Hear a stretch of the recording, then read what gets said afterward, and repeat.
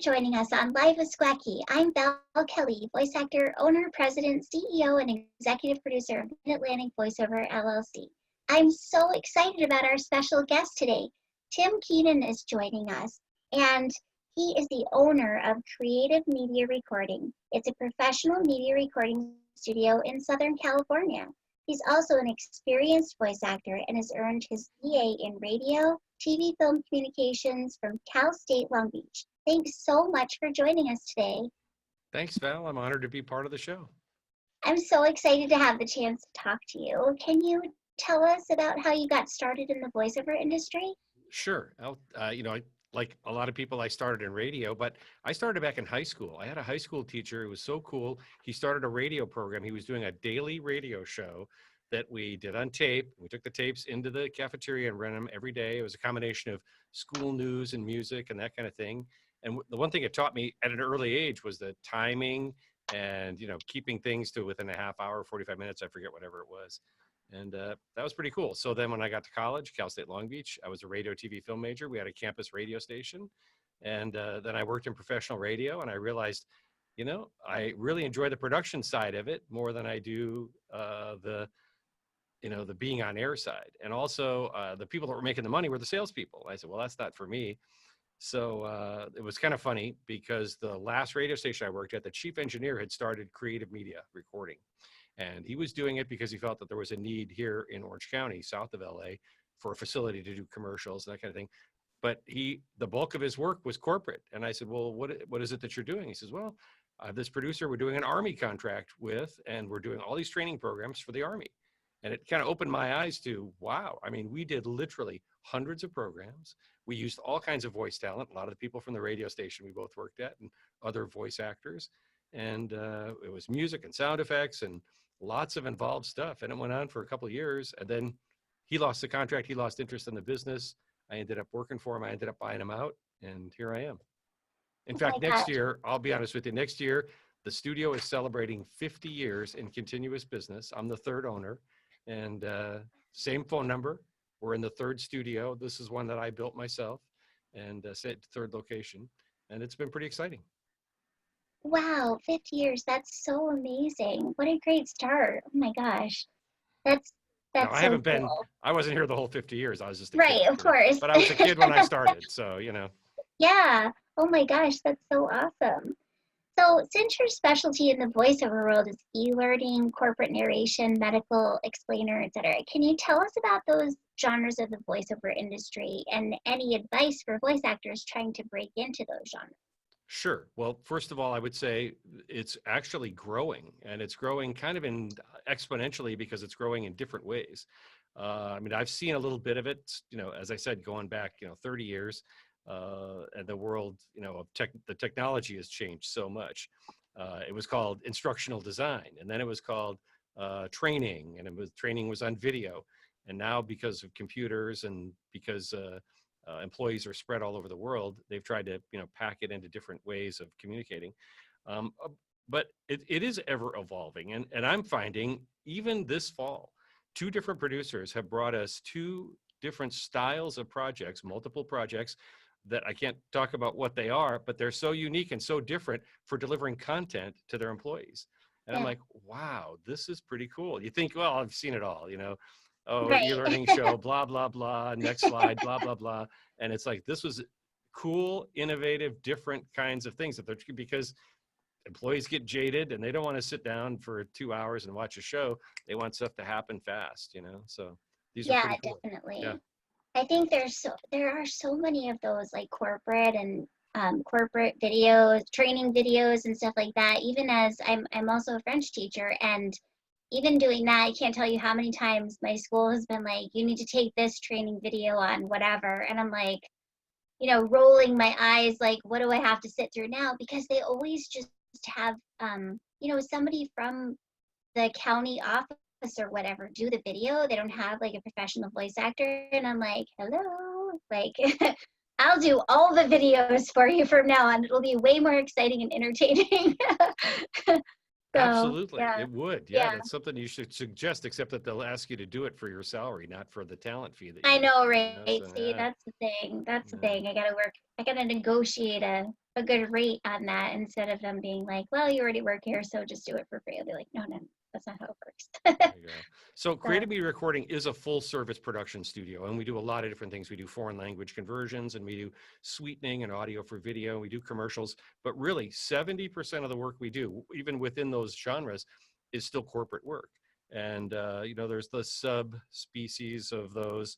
Um, and I would say, even the presentations that I've given at different conferences over the last decade have been about the corporate side of it. And that's the stuff that we really love to do and that we really enjoy doing. So yeah, for talent, the things to think about is that I think it's important to have really good, a great vocabulary. It's good to have cold reading skills. It's good to have some expertise in some other area that you can, before your voiceover job, if you were like a teacher, or if you were a technician, or you were, you had a hobby, that you're a total motorcycle enthusiast, that these are all things that are important to put on your bio, because you yeah, just never know. We do stuff for motorcycle producers, motorcycle manufacturers who then produce content. And the fact that somebody has that in their bio, it's like, oh, wow, they can talk motorcycles. That's important. And people shy away from that. Say, no, I'm just an actor. I'm a voiceover expert and all this. But, it's not just that, It's good to have a great vocabulary. It's good to have stamina, because a lot of the stuff that we do for corporate is long form. It's not like an audiobook, but it's still, it tends to be long form. And maybe they've broken the pieces up into small bite-sized pieces for the employees. But when you read it, you've got to read the whole thing, and it might be an hour's worth of material. oh wow, So all that's a those lot. things, are important and play into it. Cool, definitely. Thanks for the great tips. That's really good to know. So, as for home studios, which are obviously essential now for any actor who's serious about doing this profession full time, what would you say are some key pieces of equipment or gear that should be in a home studio? Okay, well, I think people know gear, and they're happy with, like, well, exploring microphones or exploring A to D converters, or those types of things. And I was a gearhead. I used to buy a lot of gear. I used to try stuff out, and I own a lot of microphones, different kinds of microphones. But I would say for a home studio, the most important thing from our standpoint is the acoustics. Right. That is really key, more than equipment. The acoustics, you can have the best gear that you have, but the gear can't make up for bad acoustics. And so when I say acoustics, I mean that your noise floor is low, that, the interesting thing is, the noise floor is low, and that you don't have a lot of bounce within your booth. Mm-hmm. For us, we only do live directed sessions that we record on our end. So that's where the acoustics really play a critical point, because I'm dialing into your studio. And Right. so there's no patches that are going to cover it up. I'm going to hear what is in your room. So Mm-hmm. if there are planes going overhead or trucks going by, sure, those are big noises. We can stop and wait for those. But if you've got a refrigerator that's humming all the time, I'm going to hear that. Or if you got TVs in the other room that you can't mute, then I'm going to hear that. So it's that kind of stuff. Right. Do you ever do, like, if someone is wondering, like, hey, is my home studio good quality? Do you ever do like consultations? Even though I know that's not necessarily your main component of what your studio does, but have you ever done that for someone? Like, say if I said, like, oh, I'm wondering how the sound is in my studio, I'm not sure if my recording is, up to where it should be, and maybe that's hindering me from getting more work than I could be able to. Have you ever done that, where you kind of like do a call or something like that, where you can, or Well, I or send a record, have someone send a recording and go like, oh, Sure. you need to do this or that? Sure. A little bit. I'm not, not an acoustics expert. So I think Right. there are people out there who are very professional, Dan Leonard, George Whittam, who could do, consultation on that particular thing. But we do test other talents' studios. I mean, I will do, before we consider casting somebody, if it's something that I know is going to be an ongoing project, I may say, hey, can I listen into your studio? And Oh, got it. then Cool. maybe comment that, I hear this or I hear that, and maybe this is something you could consider working on. And Cool. I have references for resources and that kind of thing too. So, but yes, That's definitely, awesome. I don't want to get in the middle of something and say, wow, what's that noise? I didn't hear that last time. What, you got a problem. We got to sort that out. Yeah. Totally. I know. I think that's something that a lot of people think about is, maybe you have your home studio set up and you think it's going well and you're booking work, and then maybe after a while something gets adjusted, or if you move something. I know that I've had that happen to me where I'll have to travel with some equipment and then I'll come back and I'll put it back. Maybe it wasn't exactly as it was before. And then it's like all of a sudden I'm not booking as much. I wonder what I did differently that, is kind of like making my studio not as good a quality or something like that. So I'm sure I'm not the only person who's been through a scenario like that where you just really have to be consistent with making sure those acoustics are situated correctly. Right. And one of the things that is really important is keeping the consistency too. I mean, so maybe take a picture of your setup so that you can refresh, well, where this is where usually where my mic is, and this is usually where this is. But also, people love to switch out microphones all the time. Well, with the corporate world, you'd be surprised how many times 2 years later, a client comes back and says, "Hey, can we get Val to come back and do just like 3 paragraphs on the show that just modernize it for 2020?"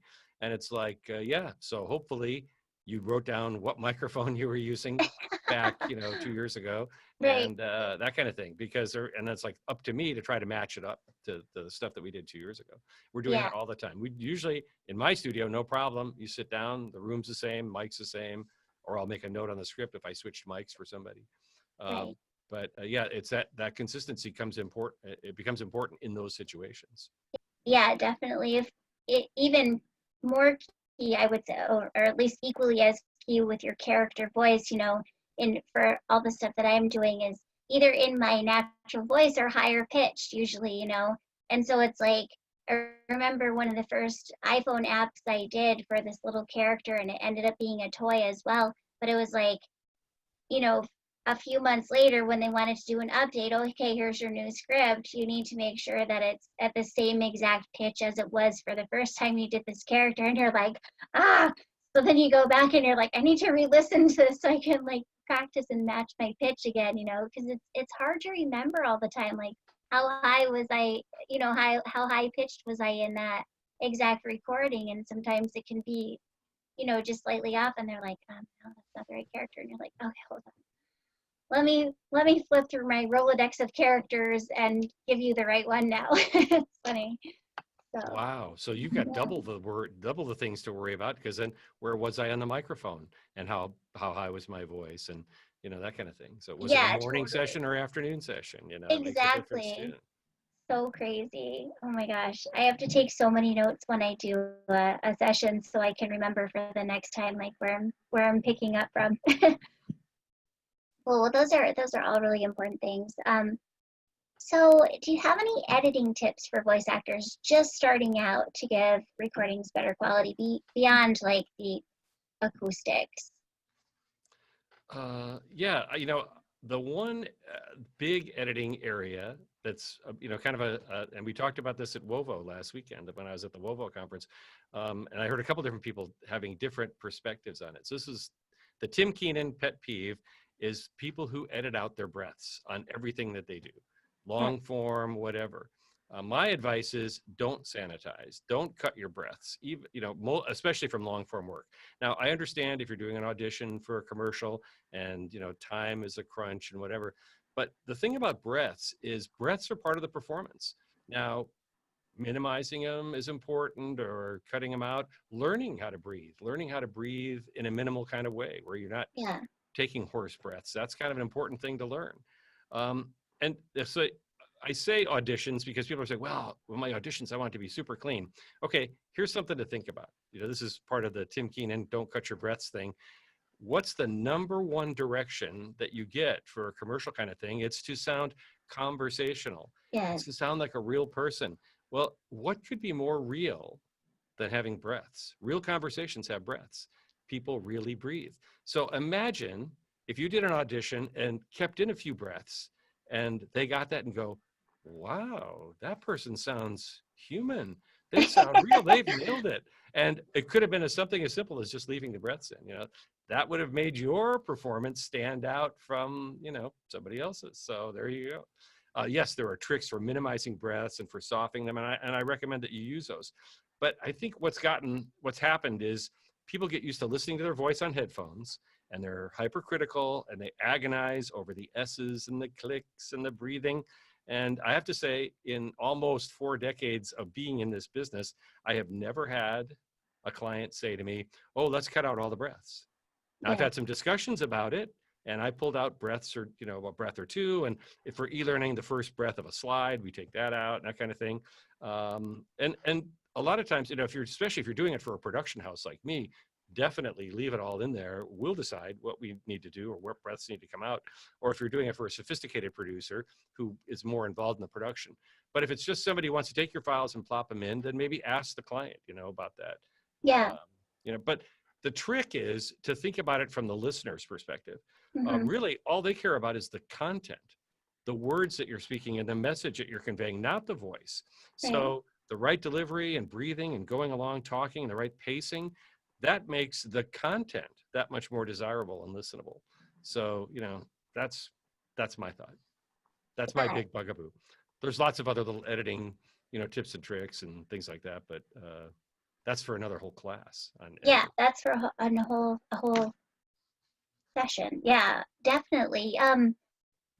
That's so interesting because I'm thinking back to a lot of the auditions I've done and how many times I've edited out breaths, and I'm like, maybe I need to leave some more of them in. That's really interesting. Yeah, because I think people go crazy with it. They're like, oh, it has to be totally sound like I'm not breathing at Sanitized. all. Sanitized. They're And so then focused. Yeah. yeah, and then you're like, oh, wait, I'm not breathing at all in this if I edit everything out. So yeah, that's really good advice. You are not a robot. We don't want you to sound like a robot, especially you. You are not a robot child. You are a human. That's great. So, having been in the industry for a while, what would you say the best piece of advice you've ever been given since starting in the voiceover industry has been?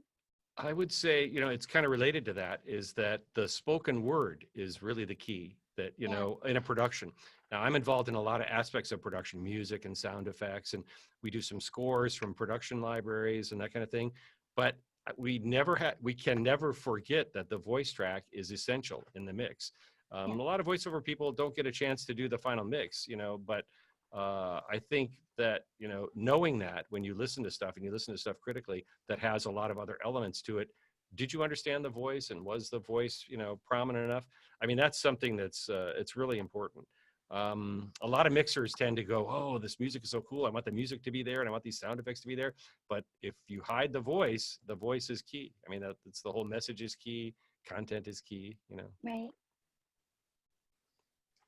Definitely. That's the best piece of advice.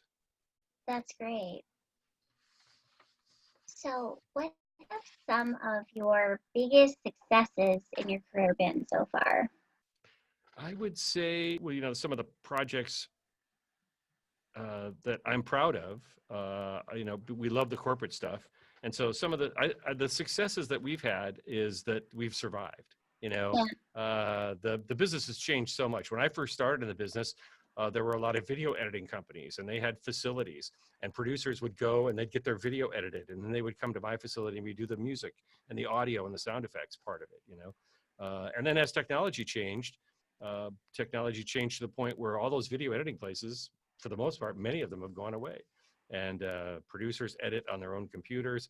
But fortunately for me, audio is still kind of a black magic kind of thing. And yeah, also, you need a facility like ours that's totally acoustically perfect and dead and that kind of thing. And then it's a facility where clients want to come and be a part of the process. We have enough room for 4 clients and a producer comfortably. We could squeeze in more. We have where they can come and listen to the narration while it's happening, whether I've connected via ISDN or IPDTL or some other technology, or whether the talent's in the booth right next door.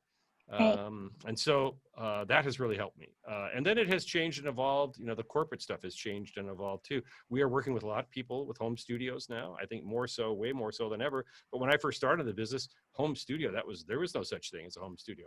Talent had to run around and go into studios and do things, in a studio. And people forget that.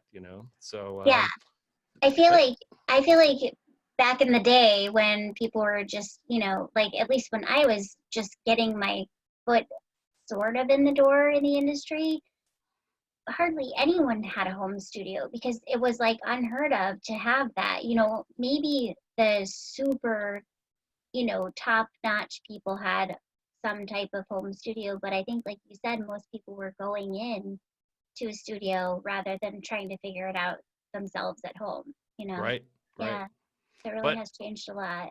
and that has changed our, well, I would say it's changed our work because it's cut down a little bit of what we do. So then I've had to be creative and come up with other things that we're capable of doing. So the business podcast side of it has grown for us. We're doing a lot more business podcasts than we've ever done. Yeah, With people that have home studios, I mean, a lot of them are doing the whole project in their studio. They're recording, they're editing, they're making files and delivering it, and we're not in this at all. So my niche is we work for a lot of e-learning companies that don't want to go through the process of casting. They want to just make one phone call. They want to come to us. And so I've set myself up as a little bit of a niche in the full service side of it, and it will help people find voices. We'll be just a one call source. They send us a script, they say, get it done. Sometimes they come and direct. Sometimes they say, Tim, we want you to direct. You go ahead. You know exactly what we yeah, need. You're familiar with the product. Just do it, get it done. Or they'll listen in on the phone. Anyway, we have that technology. We have that set up to do that. And then every project that we do, when we give them, no matter where the voice is, if the voice is in our studio or we've connected to a voice online, we give them files that are the same as the files we gave them yesterday or a year ago. The levels are right. the same, everything's consistent. So they don't have to worry that, oh, well, they used this voice that was in the East Coast and the levels were way up here. And then they used this voice that was up in Seattle and the levels were way down here. And how do we make that all match? That's my job. So Yeah, that's why I get hired. It's kind of a niche thing. And there are a lot of studios like this, a lot of full service studios out there. You'd be surprised.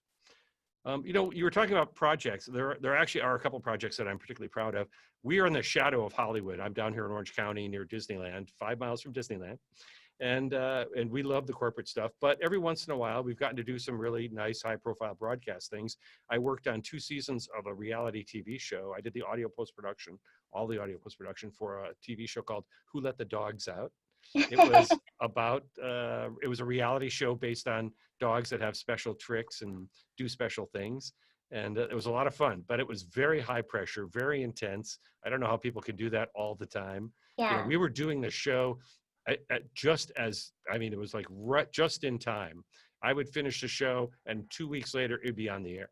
And it was like, Wow. and then the next week we're working on the show. It's going to be on the air 2 weeks down. And the first season was 10 episodes and the second season was 16 episodes. And it Yeah. was like intense.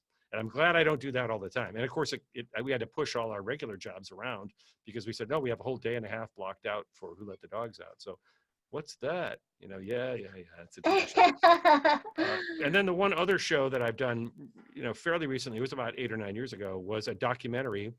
And it was it was kind of a unique documentary about some blimp hangars that were built here in Orange County that I knew were there and I didn't know anything about them. And it was a 20-minute documentary, and they were about how they were built. They were built during World War II, what they were built for. They are 2 of the largest freestanding wooden structures in the world, and they were meant for blimps for World War II that went up and down the Wow. coast. And I learned so much, and it was fascinating, the content. But then from a production standpoint, he brought in a documentary, and the only thing on it were interviews and picture. And he said, Tim, I need all this audio filled in. This is World War II, so there wasn't a lot of audio. So it was like Yeah. ambient sound, noises. There was, nothing. I had to fill it all in. It was a real challenging project for me. Again, Wow. a multi-day project. And I love how it came out. We scored it using production music, all production music from our library. We got to cast the voice. That was the voiceover part of it. And then I matched, I cleaned up the audio that was part of the shoot. And so that's a project that I'm proud of. It's on my website. It's on my homepage of my website. Oh, So you cool. can see I'll that definitely check documentary. that out. Yeah. Yeah. So there That's you go. cool. That's in my repertoire that I thought was a lot of fun. Oh my gosh, that's so awesome. I love that you worked on a show called Who Let the Dogs Out. That's It was hilarious. a fun show. You would have liked it. Yeah. The star of the show was a dog named Tillman, and he was a skateboarding dog that was Oh actually my like a YouTube gosh. star. And they took the fact that he was a YouTube star, they said, we could make a show out of this. And it was sponsored by Petco and Natural Balance Pet Foods. Oh my, And they were you if you watch the Rose Parade, Tillman was in the Rose Parade like 3 years in a row, and the show kind of happened around the time of the Rose Parade, and so they incorporated the whole Rose Parade into the show. So oh wow. it was interesting. That's so cool. So do you do a lot of so you do a fair amount of casting then? Is that correct? Like for e-learning kind of stuff or Yes, no? I would Yeah, say yes. We do a fair amount of casting. A lot of times clients have their own voices and they bring them in. That's great. And right, that's how I've met some voices is when clients have brought in other voices. It's like, wow. right. So do you work freelance and are you in? Yes, I'm interested in more work. Everybody's interested in more work. So Yeah, yes, we do. And that's part of when I say we're a full service audio production facility. That's one of the full services that we do provide. right. And we just feel like that's kind of a niche for us. And we know who, we've worked with a lot of different voices over the years, and I'm proud to have worked with some voices who have gone on to be big celebrities, and we don't work with them anymore because we can't afford them. And yay for them, Yay. and then we've seen careers rise and careers fall, and other people have said they've given up and gone and done other jobs, and so we've seen it all, and Right. it's been a fun ride. Yeah, definitely. So would you say then that some of your obstacles in your career have been just what you said, is that things have changed and evolved? Is that would be your main? Yes, I would say, that would be, from an obstacle standpoint, that would be the main thing that, people are doing things differently. The whole Voice 123, voices.com or pay to play sites or whatever, that's fine. In fact, during the recession, I lost a client to a pay to play site. And there was somebody they were so busy that for busy producers, we're the solution. Pick up the phone, make one phone call or send us an email. Hey, here's the script. Here's what I need for a voice. Who have you got that you like, that could do something really intense medical, and we have, some great people who have specialized in that in the past. And so we go to them. But this guy said, no, I'm going to do it myself. And so I said, well, he happened to come in and we did some audio and music for him. In fact, the voice that he found on Voice 123 or whatever service it was, actually had an ISDN studio, and we have ISDN. And so we recorded the audio for him. So I said, well, explain to me the process. He says, well, I went through about 100 voices, and of the 100, 90, 10 were good. So I sent 10 audition opportunities, and I got 6 of them back.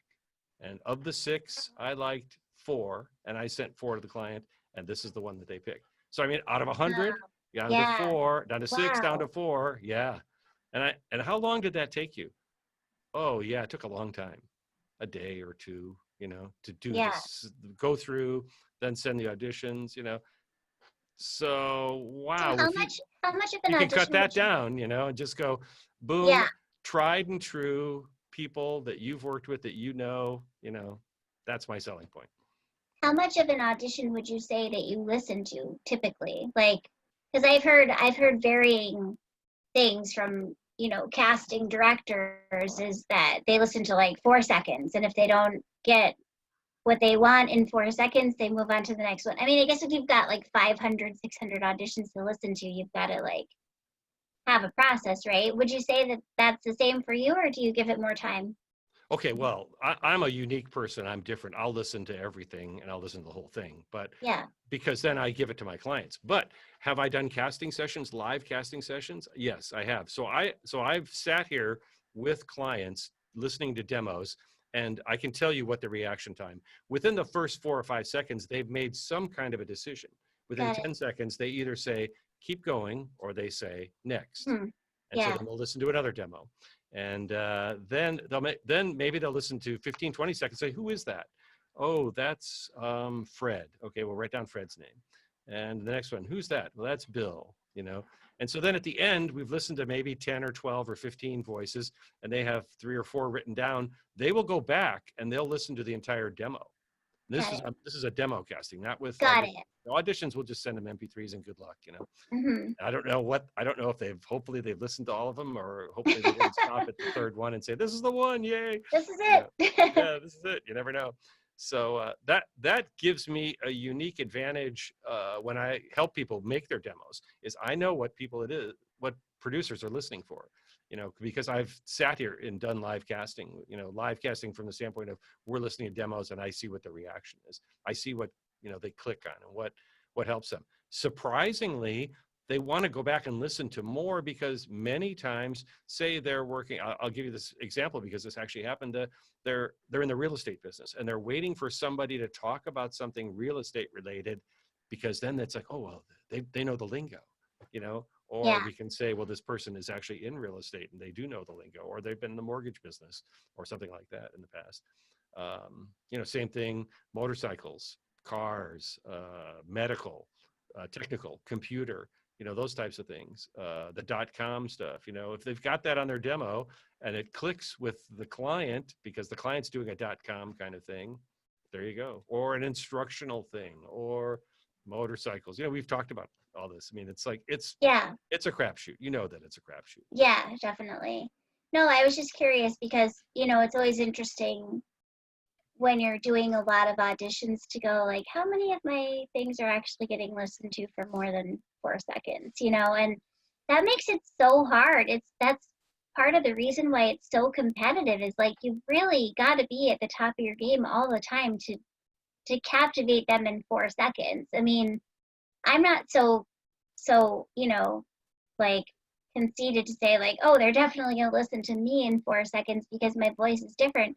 Okay, there's also a lot of people who have high pitched voices who are doing the same thing that I am, who are auditioning for the same part. So I never think that, but it's always interesting to hear what casting directors have to say about it, because I think it changes over time, and what they're looking for. So it's interesting to hear what you have to say about that.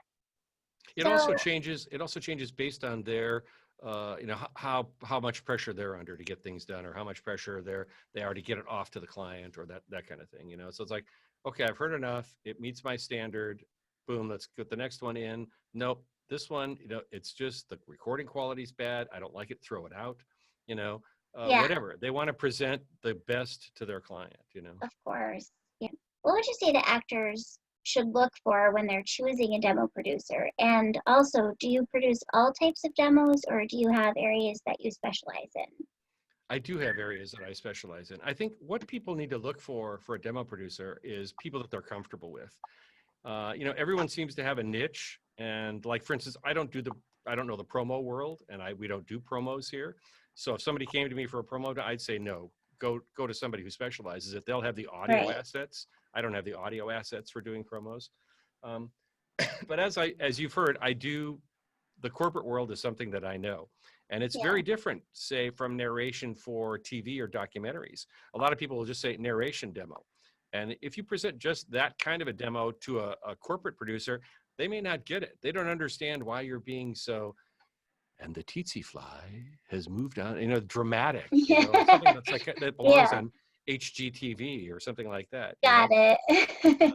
So it's important to have it's important to present a business corporate demo, you know, a corporate demo, Got a it. corporate narration demo, and then of course we do the sub genres of e-learning, medical, explainer, and I do commercial demos. I mean, I'm proud to say we have a couple of really nice commercial clients that we do a lot of work for, and one that we've had, you know, a couple that we've had for many years, and it's you know that's a fun part of the business as well. But it's the corporate stuff that is my bread and butter. It's where I have copy. I have lots of copy to Yeah. draw from, and that's, you know, what I'm comfortable at. I think. And then one other tip related to demos is that's most important from a producer's aspect is that to make your files downloadable. And it's surprising how many people skip that step. You know, it's easy to do on your website and they forget to do it. And they think, Yeah. well, I have actually heard people push back and say, man, people have taken my demo and they've used it as their own or something like that. I said, you know, as a producer, I'm not going to send anybody to your website. I want your files. I want your files, and I'm going to take your name off it if you slate it, and I'm going to present it to my client with a couple of other voices for them to choose who it is. Hmm. 95% of our work is cast through demos. Got it. It's rare. I mean, if it's going to be a big project and it's worthwhile, I will audition folks. You know, if it's a commercial account, we'll audition folks.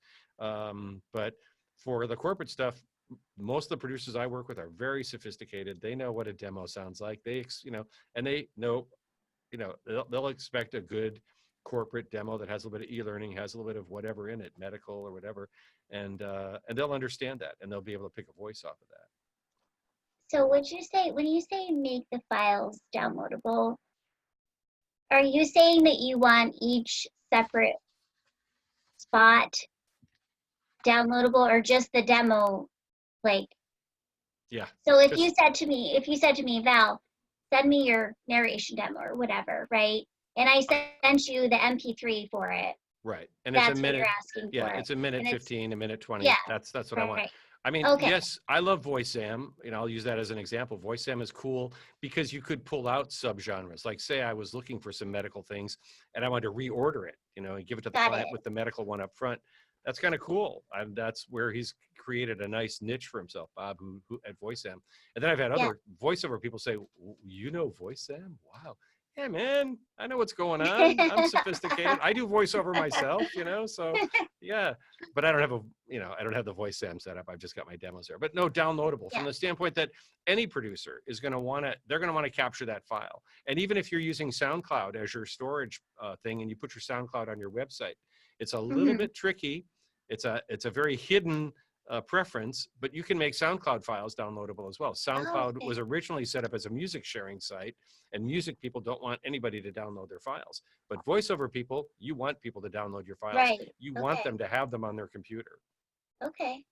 That's interesting. Huh. That's good to know. I think when I've had people request a demo, I always just send them the MP3, unless it's like a weird scenario on like Twitter where they're like, just send me your website and and then I'll just put the link for my demo page on my website. You know what I mean? Because I don't think you can put, That's cool. yeah, Yeah. No, because that's you cool. can't really put like MP3 files on Twitter, can you? Like you can't. No, you just have to put links. Right. Yeah, you That's just have what to put that's links. what I Sure. thought. Yeah. Okay. But you Yeah, I could was just send checking. direct links, Right. direct links right to the demo page. The trick is, and this is my advice, I think I wrote a blog about, social media blog about how important it is to have your demos one click away. Yeah. So when you go to your website, it's got to be right there on the homepage, access to your demos. Got If it it. takes 2 clicks or 3 clicks, that's too slow. And Okay. that slows people down. They'll, oh, I'll go to the next person. This Got is it. on average. Now you're a unique voice. If I'm looking for a unique voice, I'm going to work harder, to find Right. where is her demo. That's special. That's different. But Yeah. this is for the average male or female voice. One click away from your demo and make your files downloadable. That's the best important advice. That's really Agents want that. They want to be able to have your files. right. If it's a producer for like say an e-learning company, well, their end client is somebody else outside, and they want to be able to present to their client just files, audio files, not 6 websites, but 6 files or 10 files for them to Right. choose from. Yeah, that is such good advice. Thank you for that. I think that's really important. I Interesting thing to add on to that, from a business standpoint, it is very important that voiceover people recognize that their business needs to be set up like a business. In fact, in California, they just passed a law that really wipes out a lot of the whole freelance market for people that are doing non-union, straight production work. It makes it very difficult for us to hire them in California as independent contractors, because basically they're scrutinizing independent contractors. And mm, this is just the beginning. This is going to go nationwide. wow. So if you are an LLC and you truly have a business and you have a business account, I mean, it's time to get those ducks in a row and make sure that Right. you know what an invoice is and that you know how to do that. I mean, we have a simple one-page release and a contract, that's pretty basic, that says this is what we're using it for. It's broadcast, it's non-broadcast, whatever. Um, but it's important that the people that we deal with, because we're not in the voiceover business. Yes, I do voiceover myself as an outside independent contractor, but we hire voice talent directly, and so they're in the voiceover business, and we're hiring that business to do something related to what we do, but not replacing what we do. So Right. so it's get your business ducks in a row too. That's very important. And it is a voiceover business, and it's important to have that business side of it all locked down. Yeah, absolutely. That's so important. Otherwise it can definitely come back at you years later to be like, oh, I should have had, this and that in order. It's really important. Do you have any upcoming trainings or appearances that you'd like to tell us about? Oh gosh, I don't have anything, I don't have any particular things scheduled. I did the WOVO conference Oh, recently. That cool. was like WOVO 6, I think it was. And I really Nice. enjoyed that. And I got to present, and it was a very fun panel. Something, it was different that we hadn't done before. Anthony Gettig, who's a voiceover guy, and I got together and we did a panel talking about both sides of the glass, from the talent perspective and from the producer perspective. And then we had Cliff Zellman join us, who's also a producer and a talent. And Nice. he had lots of great input. So the three of us had a 90-minute panel, and it was sort of do's and don'ts about the voiceover business from both perspectives, as a producer and as a talent. And we had a lot of fun. And the WOVO conference was great, and it was it was intimate, and it wasn't overwhelming. And I think I got a chance to talk to a lot of people that were there. That I felt good. So those are the types of conferences I like, the smaller, Yeah, intimate ones. definitely. That's so awesome. I know Volvo has had a lot of events. That's really cool. I'm so happy for them. That's really good. It sounds like that was a really interesting panel of with that. Well, even I can well with Cliff Zellman. I mean, he's so great. And I who was the other guy that Uh, you mentioned? Anthony Gettig, he's from Okay. Michigan, voiceover guy Okay. from Michigan. Yeah, and Okay. again, I don't think I know him, but yeah. yeah, he's had a lot of experience in the corporate world and does a lot of stuff. And he's what I call a working man's voice actor. He's not like, I don't need to be in New York or LA or a rock star. I just want to do the work every day and get the job done. And I've had the opportunity to work with him for the past couple of years, got to know him. How I met him was, I met him on Twitter. I've met a lot of voices on Twitter. I think you and I connected on Twitter Yeah. too. Yeah, I love Twitter. Twitter's been a great connection Twitter's tool. awesome. And I threw him in. I needed to audition somebody for the replacement voice for ongoing regular client of ours. They're looking for somebody, whatever, things change. And the cool thing about this is another cool thing about the corporate world is, if you get a gig, you can keep that gig for 3, 4, 5, 6. One guy had something for 10 years that he was the voice of, but after 10 years, they said, you know what, it's time for something different. Hmm. And there you go. So I auditioned a bunch of voices, and Anthony got the gig. So for that particular contract. So then we started submitting Anthony for other stuff, and we've it clicked. He's that kind of person who wins auditions. Nice. Yeah. That's so cool. I'll have to check it out. Check him out. Um, awesome. So speaking of social media, it's one of my favorite topics. Um, before we get to your website and everything, let's talk about social media for a minute. What's your favorite social media platform and how do you use social media for your business? So I started on social media about 11 years ago on Twitter, and I created the @TJ Keenan account. And I started talking to voiceover people because I love to interact with voiceover people, and we share great resources. And I can talk about audio, and they can talk about voiceover, and it was an opportunity for me to meet people. Then I took a seminar on how to use social media and Twitter in particular for business, and I realized, well, wait a second, I should be talking to producers. So I created a second account, Oh, and cool. it's geared just directly to the producer side of things. And I hold myself up as an expert on audio post production and audio things, and I find great resources to present to producers. And so I've made some great contacts with producers and instructional designers and video editors and that kind of thing on that other Twitter account, which is soundtrack_pro. And that's really the voiceover people who are watching this would be interested in the @TJ Keenan thing. So that was how my introduction to social media. People said, "Oh, Tim, you need to get into Facebook." Yeah, I need to get into Facebook, and I hemmed and hawed. And then LinkedIn. I built up my LinkedIn presence. Got some great tips. Obviously, working with Tracy Lindley, who you know Hmm. probably, and she's got a great package that she's put together. On using LinkedIn without even having to pay for the extras and that kind of thing. And people have said lately, Instagram, you've got to get on Instagram. Okay. I put my toes in Instagram because my sister went to Europe and she says, I'm going to be posting pictures, but I'm only going to be posting on Instagram. So, okay, there you go. And on Instagram, I'm Tim Keenan VO. So I've not done Facebook, and I'm, not a big Facebook fan. And at this point, I'm happy with Twitter, LinkedIn, and Instagram. And Twitter, I think, is my favorite. It's a big, it's a big platform, big enough for me. So Yeah, I love it too. Yeah, I think those three are probably my favorites too. I'm not super into Facebook. Like I have to use it a little bit because I feel like for an event promotion wise, it's a good way to promote the specific details and to reach out to people. You know, I think yeah, Instagram definitely I think is right up there with Twitter. They're both. I love Instagram. I love the visual aspect of Instagram, and I love um, trying to figure See, it out. see, that's my issue with Instagram is I'm an audio guy. So, Right. I'm not a So real visual kind of guy. So I've had to be more visual. I've had to think more strategically. But, the thing yeah, it about, makes you be creative. yeah, Like that's exactly. yeah, I love it the makes you marketing think outside aspect. the box. Yeah. Yeah. When you start in business, the business side of it, this is what I learned this, 35 years ago.